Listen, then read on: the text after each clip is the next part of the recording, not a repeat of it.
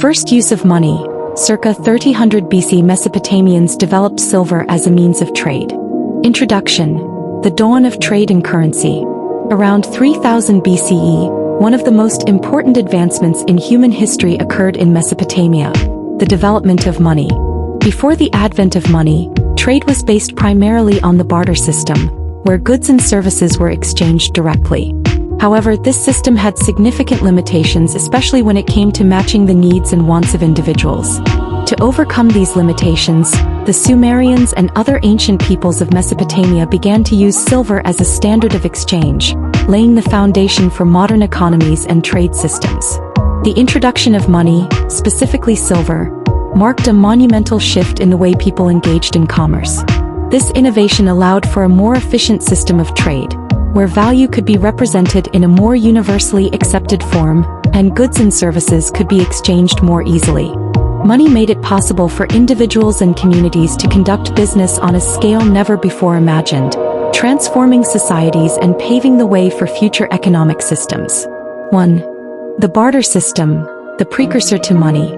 The limitations of barter. Before the rise of money, ancient societies relied on the barter system to fulfill their trade needs. In this system, people exchanged goods and services directly, cattle, grain, cloth, and other items, for things they needed. However, the barter system had several challenges. A double coincidence of wants. For a successful barter to take place, both parties had to have something the other wanted. For example, if a farmer wanted grain and the trader had only cattle, they could not make a deal unless the trader also wanted the farmer's produce. A divisibility. Some items in the barter system, like cattle or land, were difficult to divide into smaller units for smaller transactions. A lack of a common measure of value. Without a standard unit of exchange, it was difficult to compare the worth of different goods and services. The limitations of the barter system led to the search for a more efficient way to facilitate trade. Money. 2. The role of Mesopotamia in the development of money. Early trade in Mesopotamia. Mesopotamia, located between the Tigris and Euphrates rivers, was one of the cradles of civilization. Its peoples, including the Sumerians, Akkadians, and Babylonians, developed one of the first organized systems of trade. These societies were highly urbanized and engaged in large-scale agriculture, craft production, and commercial exchange. The need to manage trade, especially in cities like Ur, Babylon, and Lagash, led to the creation of a more sophisticated method of transaction. Silver as a standard of exchange. The Sumerians and later the Akkadians were among the first to use a metal, specifically silver, as a form of currency. Silver had several properties that made it ideal for trade. A durability. Unlike perishable goods like grain, silver could last for long periods without losing its value. A portability. Silver was relatively easy to transport and could be used in trade across long distances. A divisibility. Silver could be cut into smaller pieces to accommodate various transaction sizes. A uniformity. Silver was seen as having inherent value due to its rarity and utility, which allowed for consistent pricing and exchanges. The use of silver as currency. In ancient Mesopotamia, silver was often used in the form of shekels, units of weight that were used to measure the amount of silver exchanged. These were not coins in the modern sense, but rather measured amounts of silver that could be used in commercial transactions. Trade and taxation. Silver was also used as a means to pay taxes and settle debts, further cementing its role in economic life. Temple and state control. In many cases, temples and governments held control over the silver trade. They would manage its distribution and use, often employing a scribal class to record transactions and enforce economic laws. 3. Early forms of money and coins. While silver in its raw form was the primary medium of exchange, the idea of coinage would not emerge until several centuries later. However, Mesopotamians were pioneers in the standardization of trade, setting the stage for the development of coinage. Lydia, modern-day Turkey, is often credited with inventing the first true coins around 600 BCE, centuries after the use of silver in Mesopotamia. These coins made trade even easier, as they were stamped with symbols and weights to guarantee their value, ensuring consistency in transactions. 4. The impact of the first use of money on society. Facilitating trade and commerce. The introduction of money in the form of silver had profound effects on trade and commerce. It allowed for a specialization. People could now focus on a specific trade or skill, knowing they could easily exchange their goods for silver, which could then be used to purchase whatever they needed. This specialization led to the growth of urban centers and the rise of different trades and crafts. A long-distance trade. Money allowed Mesopotamian merchants to engage in trade with distant regions, exchanging valuable goods like grain, timber, textiles, and metals. This expanded the reach of Mesopotamian influence across the ancient world, leading to cultural and economic exchanges. Development of banking systems. As trade grew more complex, Mesopotamians also began to develop rudimentary banking systems. Temple banks. Temples and royal palaces acted as the earliest banks, lending silver to farmers and merchants in exchange for future repayment, usually with interest. Record-keeping. Cuneiform writing, developed by the Sumerians, became essential for keeping records of debts, transactions, and the flow of goods and silver. This innovation laid the foundation for modern accounting and financial systems. 5. Legacy of the first use of money. Influence on future economies. The use of silver as a standard of exchange in ancient Mesopotamia marked the beginning of organized money systems. This development profoundly impacted not just Mesopotamian society but the world as a whole. It led to the gradual evolution of more advanced economic systems and eventually to the widespread use of coins, paper money, and digital currency. Modern economics owes much to the early concepts of currency, trade, and accounting that began in Mesopotamia. The introduction of money as a standardized means of exchange allowed societies to expand, grow, and develop at a scale that would have been impossible under the constraints of barter. A global impact. The use of silver as money eventually spread throughout the ancient world, influencing societies in Egypt, Greece, and Rome as well as later civilizations. Over time, the concept of money would be refined and adapted, but the foundations laid by Mesopotamian cultures were critical to the growth of global trade and commerce. The beginning of a new economic era. The first use of money in Mesopotamia around 3000 BC marked the dawn of a new economic era. By utilizing silver as a means of exchange, the ancient Mesopotamians solved many of the problems inherent in the barter system and paved the way for modern systems of currency and trade. This early innovation in commerce and finance set the stage for centuries of economic development, helping to shape the global economy and the way we trade today. The influence of this breakthrough can still be felt in the systems of currency, banking, and financial exchange that drive the world's economy to this day. Lydian coinage, c. 600 BCE, the first standardized coinage in history. Introduction. The birth of coinage and its impact on trade. Around 600 BCE in the ancient kingdom of Lydia, located in modern-day Western Turkey, a revolutionary development took place: the creation of standardized coinage. This innovation marked a turning point in the history of commerce and trade, changing how societies conducted business and fundamentally shaping the economies of the ancient world.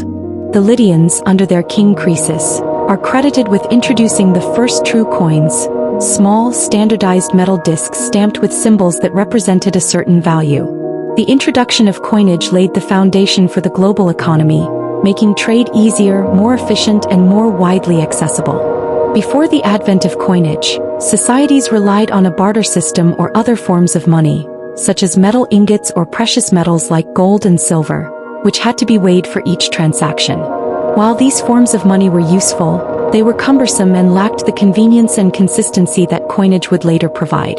The Lydian coins, made from a naturally occurring alloy of gold and silver known as electrum, set the stage for the development of money as we know it today. 1. The Lydian Kingdom, a hub of trade and innovation. Lydian society and economy. The Kingdom of Lydia, located at the crossroads of major trade routes between Asia Minor and the rest of the ancient world, was a prosperous society known for its wealth and cultural influence. Lydia was famous for its rich natural resources, particularly gold, which was found in the river Pactolus.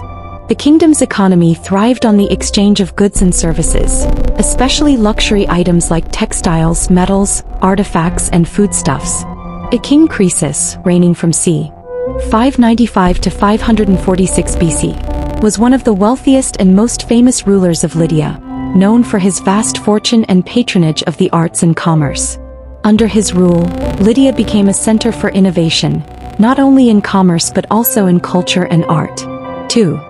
The invention of coinage. The transition from barter to coinage. Prior to the invention of coins, people in Lydia, as in other parts of the ancient world, typically relied on the barter system or used various forms of bullion, precious metals in bulk, to facilitate trade. However, these methods had several limitations. A barter required a double coincidence of wants, meaning that for trade to happen, both parties had to have something the other wanted. This made trade inefficient and difficult to scale. Metal ingots needed to be weighed and valued on the spot, which made transactions cumbersome and open to disputes. The need for a more efficient, standardized method of exchange was clear, and the Lydians developed the first coinage to address these issues. The first coins, Lydian electrum coins. The first coins in history were made from electrum, a naturally occurring alloy of gold and silver found in the region. These early coins were created by King Croesus and his predecessors as a way to simplify trade and standardize the value of money. The standardized value.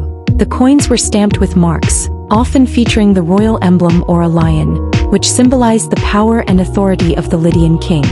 This stamping was a way to authenticate the coins and guarantee their value. Sizes and denominations. The first Lydian coins were created in small, standardized sizes, making them easy to carry and trade.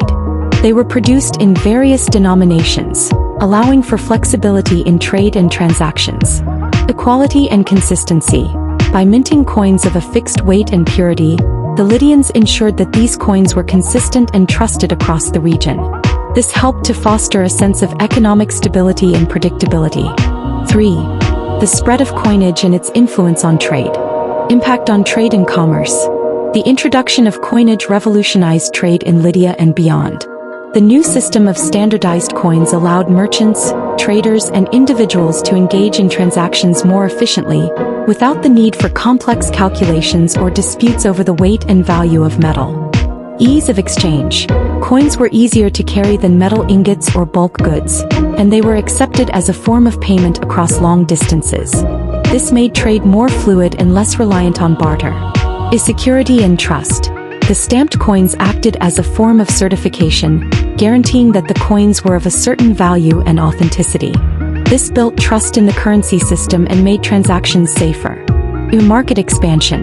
Coinage also enabled the growth of marketplaces and the expansion of long-distance trade, as merchants could now exchange goods with greater ease across a vast network of cities and regions. This created an interconnected commercial network throughout the ancient world. The influence of Lydian coinage. The Lydian innovation of coinage quickly spread to other ancient civilizations, including the Greeks, Persians, and Romans. In fact, the ancient Greeks were inspired by Lydian coinage, and they began minting their own coins, adopting and refining the system. The coins of Lydia and later Greek and Persian empires would go on to shape the monetary systems of the ancient world, and coinage would eventually become the standard method of currency in civilizations worldwide. The Greeks introduced silver coins, which became more widespread, and the Persians further standardized coinage with their own versions of coins stamped with the king's image. Rome took the concept of coinage and expanded it across its vast empire, standardizing currency even further, which was crucial for maintaining a unified economy across its territories. 4. The legacy of Lydian coinage. Economic revolution. The invention of standardized coinage in Lydia marked a critical turning point in the development of economic systems across the world. It solved many of the issues of trade, including the inconvenience of barter and the complexity of valuing goods. Coinage became the primary medium of exchange in many ancient economies, laying the groundwork for modern currency systems. The introduction of coinage meant that trade could now take place with a reliable and uniform system of currency, simplifying transactions and making trade more accessible to individuals and merchants alike. Coins were also portable, durable, and could be easily counted, making them ideal for use in a wide range of economic transactions, from buying food to financing wars. Political and cultural impact. Coinage did more than just facilitate trade. It became an important symbol of political power and cultural identity. Coins often featured the image or symbol of the reigning monarch, like the Lydian coins that featured a lion, signaling the authority of the state. The use of coins also allowed rulers to assert their power and promote their image across vast territories, as coins circulated far beyond the immediate region of their minting. Cultural exchange. As coins spread across the ancient world, they facilitated the exchange of ideas, goods, and cultures, creating a more interconnected world. The designs and symbols on coins often carried important cultural and political messages, further cementing the role of coins in the dissemination of ideas. A revolutionary leap in economic history. The Lydian coinage, introduced around 600 BCE, was a monumental innovation that fundamentally transformed the way people engaged in trade, finance, and commerce.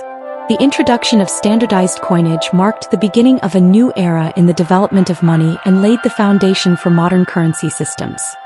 By creating a reliable, standardized medium of exchange, the Lydians helped facilitate the growth of long-distance trade, the expansion of markets, and the development of complex economies.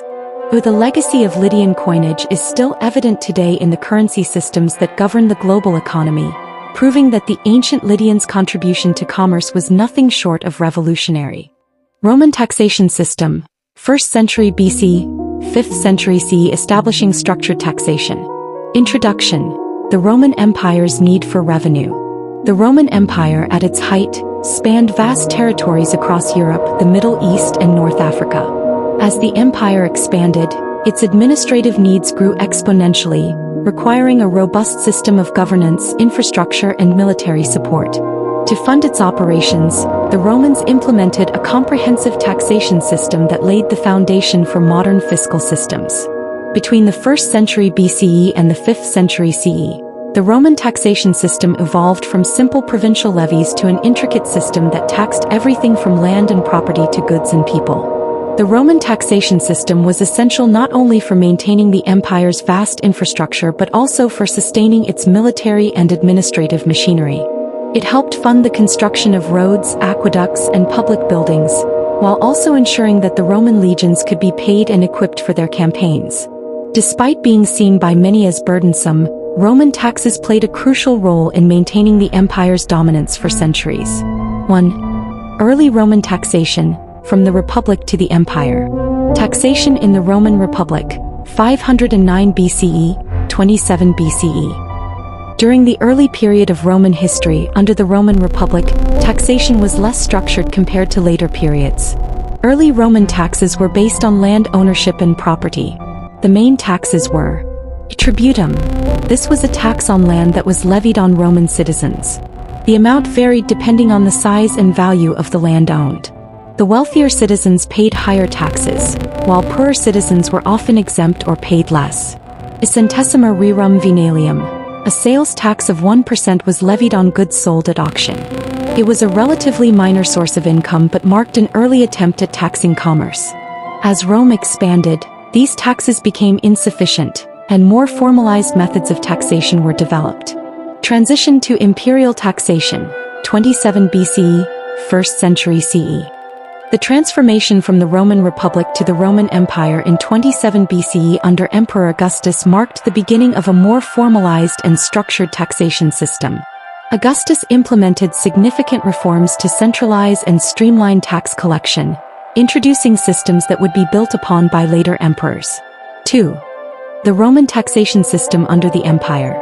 Direct taxes on property and land. The census and taxation. One of the key components of the Roman taxation system was the census. The census was a population count that helped the Romans assess the number of taxable individuals and their property holdings. This census was taken regularly, often every 5 years, and its primary purpose was to determine the taxable capacity of Roman citizens. A census and wealth assessment. Citizens were required to declare their wealth, and based on their income, property holdings, and family size, taxes were assessed. The census also helped determine a citizen's eligibility for military service and political roles. Land tax, tributum soli. The land tax, or tributum soli, was one of the most important taxes during the early empire. The Roman state levied this tax on landowners, with the amount varying based on the quality of the land and its productive output. The tributum soli was an essential means of financing the empire's military campaigns and infrastructure projects. As Rome expanded, conquered provinces were also subject to this tax. Indirect taxes. Taxes on goods and transactions.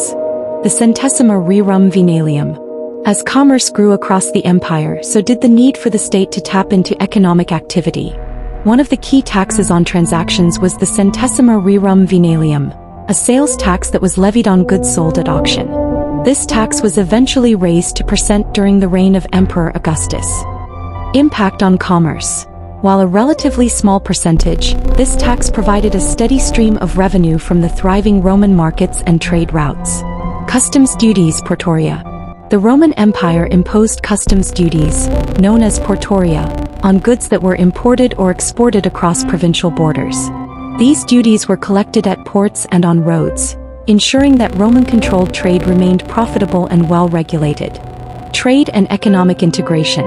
As Rome's empire spanned 3 continents, portoria ensured that the empire maintained control over its vast trade network, generating revenue from both local and long-distance trade. Poll taxes and head taxes. The tributum capitis. In addition to land taxes, the Romans also imposed taxes on individuals themselves. The tributum capitis, or poll tax, was levied on individuals based on their status and census records.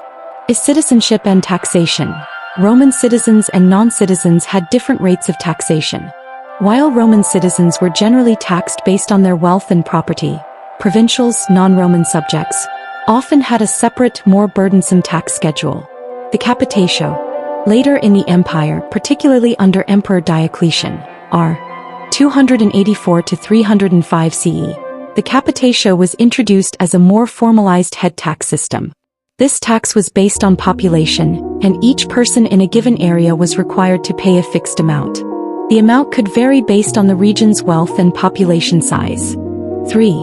The structure of tax collection. The role of tax farmers, publiconi.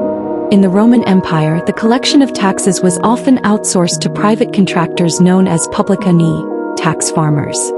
These individuals or groups bid on the rights to collect taxes in specific regions, and they were required to deliver a set amount to the state. The auctioning of tax rights. The Roman government would auction the right to collect taxes for a particular province or area. The highest bidder, typically a wealthy individual or consortium, would then be responsible for collecting the taxes in that region. Revenue and corruption. The system of tax farming allowed the Roman state to secure immediate funds but also led to widespread corruption. Tax farmers were incentivized to over-collect taxes, often leading to abuses and exploitation of the local population. Imperial and provincial tax officials. The Roman Empire employed a vast bureaucracy to ensure the smooth collection of taxes across its vast territories. Key officials included prefects and governors who oversaw tax collection in various provinces, praetorian prefects who managed taxes on the imperial level, ensuring that the emperor's coffers were filled.